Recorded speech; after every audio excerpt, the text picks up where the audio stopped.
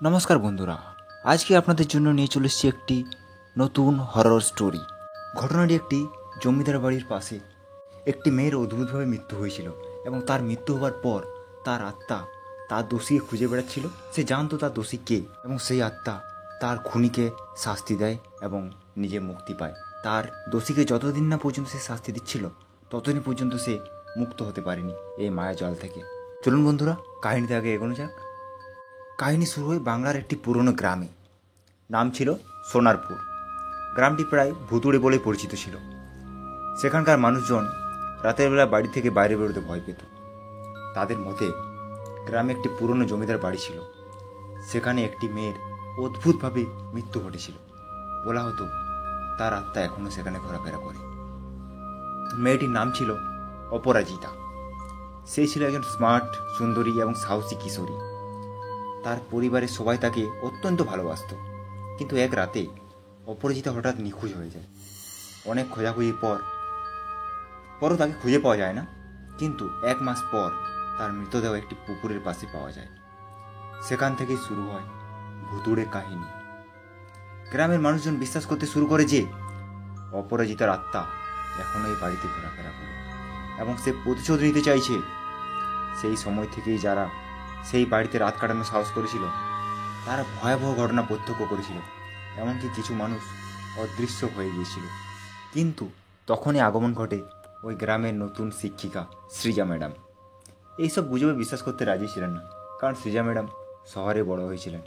তার ভূত প্রেত এইসব কিছুকে তার কোনো কিছু লজিকেরই তার বিশ্বাস হয় না। তিনি প্রথম দিনই শুনেছিলেন এই গল্পগুলো, কিন্তু তিনি সাহসী এবং যুক্তিবাদী ছিলেন। একদিন তিনি ঠিক করলেন তিনি নিজের চোখে সব কিছু দেখতে চান। নিজে ওখানে গিয়ে ভিজিট করবেন, কী কী ঘটে রাত্রিবেলা দেখবেন এবং সমস্ত কিছু গ্রামের সামনে এসে খুলে বলবেন। এইভাবেই কয়েকদিন পর সৃজা একটি রাতে সিদ্ধান্ত নিলেন তিনি জমিদার বাড়িতে রাত কাটাবেন। তিনি একটি টর্চ, কিছু বই, একটা ক্যামেরা নিয়ে বের হলেন। গ্রামের লোকেরা তাকে নানাভাবে বাধা দেওয়ার চেষ্টা করলেন, কিন্তু সৃজা ছিল তার সিদ্ধান্তে অটল। বাড়ির কাছে পৌঁছেই সৃজা প্রথমে বাড়ির ভেতরে প্রবেশ করলেন। ভেতরে প্রবেশ করে তিনি দেখতে পেলেন সব কিছু ধূসর এবং পুরনো হয়ে গেছে। পুরনো বাড়িতে যেরকম হয় না, মাকড়সার জাল, ধুলো, বালি, ডাস্টে ভর্তি হয়ে যায়, তারপর চামচিকা থাকে। তো এক কোণে একটি পুরনো ঘড়ি টিকটিক করতে লাগলো। ধীরে ধীরে বাড়ির বিভিন্ন কক্ষে ঘুরে বেড়াতে লাগলেন সৃজা ম্যাডাম। হঠাৎ তিনি একটি পুরনো আয়না দেখতে পেলেন। আয়নার সামনে দাঁড়িয়ে তিনি অনুভব করলেন তার পিছনে যেন কেউ দাঁড়িয়ে আছে। যখন তিনি ঘুরলেন তখন একটি মেয়ের চেহারা দেখা গেল, যার মুখটা অস্পষ্ট ছিল। সৃজা হতবাক হয়ে গেল। কে তুমি? মেয়েটি কিছু না বলে চুপচাপ আয়নার দিকে তাকিয়ে রইল। সৃজা বুঝতে পারলেন এটি হয়তো অপরাজিতা। গ্রামের মানুষেরা ভুল কিছু বলেন না, তাই তাকে যা করতে হবে ভেবেচিন্তে করতে হবে। তিনি ধীরে ধীরে বুঝতে পারলেন এই মেয়েটি হয়তো কিছু বলতে চাইছে। সৃজা সাহস করে বলল, আমি তোমাকে কি কোনো সাহায্য করতে পারি? তুমি কি আমাকে কিছু বলতে চাও? মেয়েটির মুখে একটি বিষণ্ণ হাসি দেখা গেল। হঠাৎ করে ঘরের বাতি জ্বলে উঠল এবং সৃজা দেখতে পেলেন চারপাশে পুরনো ছবি এবং স্মৃতিচিহ্ন। অপরাজিতার আত্মা বলতে শুরু করলো, আমার পরিবার আমাকে বিশ্বাস করেনি। তারা মনে করেছে আমি এক আত্মীয়ের সাথে পালিয়ে গিয়েছি, কিন্তু আমি কোথাও পালাইনি। আমাকে হত্যা করা হয়েছিল আর আমার সৎ ভাই রমেশ আমাকে হত্যা করেছে। সৃজা সজাগ হয়ে উঠল। কেন?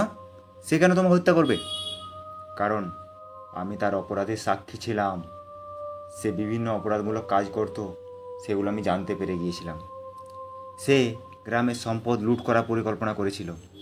আমি তাকে বাধা দিয়েছিলাম, তাই সে আমাকে হত্যা করলো এবং আমার মৃত্যুকে আত্মহত্যা বলে চালিয়ে দিয়েছিল। সৃজার মন বিষাদে ভরে গেল।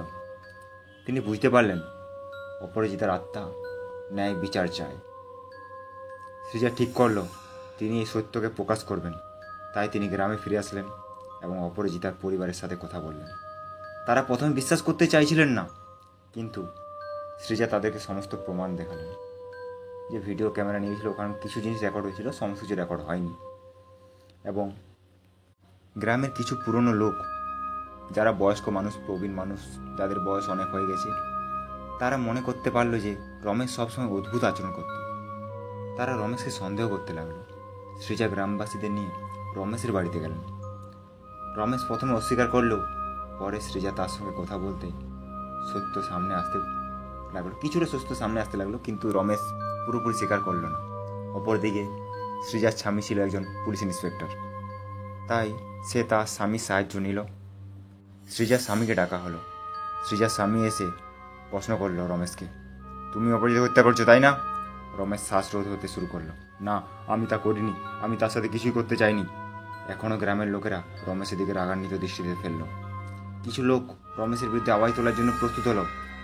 অবশেষে ওই পুলিশ ইন্সপেক্টর ভয়ে সৃজার যে হাজব্যান্ড ছিল সে বললো, আমি কিন্তু এই সমস্ত কেসকে কোর্টে নিয়ে যাব, আর সেখানে গেলে কিন্তু রেহাই পাওয়া তাই, কারণ কোর্টের আইন খুব শক্ত, আর আমি যদি তোমার অপোজিশনে যদি প্রমাণ জোগাড় করতে পারি তাহলে তো বুঝতেই পারছো কী অবস্থা হবে। তাই যা যা করেছো নিজ মুখে স্বীকার করে নাও, আমি হালকা ধারে তোমার উপর কেস করব। রমেশ অবশেষে নিজের অপরাধ স্বীকার করে। গ্রামের লোকেরা রমেশকে ওই ইন্সপেক্টরের হাতে তুলে দেয়। অপরাজিতার আত্মা ধীরে ধীরে সৃজার সামনে এসে দাঁড়ালো।